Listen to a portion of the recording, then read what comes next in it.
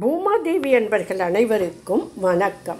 இந்த நாளும் இனி வரப்போகும் நாட்களும் அனைவருக்கும் இனிமையானதாக அமைய வாழ்த்துக்கள்.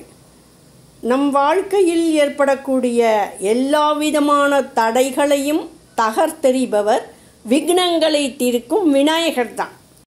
நமக்கு விண்ணளவு முன்னேற்றம் ஏற்படவும் கோடீஸ்வர யோகத்தை பெறுவதற்கும் நாம் எந்த பிள்ளையாரை வணங்க வேண்டும், எத்தனை முறை வணங்க வேண்டும், எப்பொழுது வணங்க வேண்டும் என்பதனை பற்றித்தான் நாம் இன்று இந்த பதிவினில் காணப்போகிறோம்.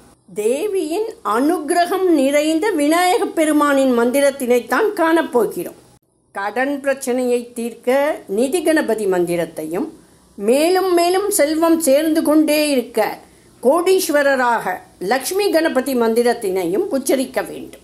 இந்த மந்திரத்தினை ஓரிரு நாட்கள் மட்டும் உச்சரித்தால் போதுமானதல்ல.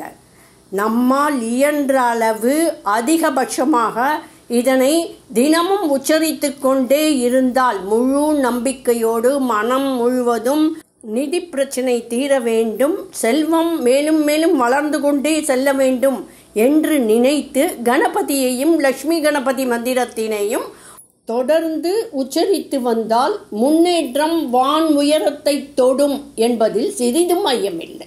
முடிந்தவரை இந்த மந்திரத்தினை சூரிய உதயத்திற்கு முன் உச்சரிப்பது அதிவிரைவான பலனை கொடுக்கும். நிதி கணபதி மூல மந்திரம். ஓம் வக்ரதுண்டாய ஹீம், ஓம் வக்ரதுண்டாய ஹீம், ஓம் வக்ரதுண்டாய ஹீம். இந்த மந்திரத்தினை 108 முறை உச்சரிக்க வேண்டும். லக்ஷ்மி கணபதி மூல மந்திரம்.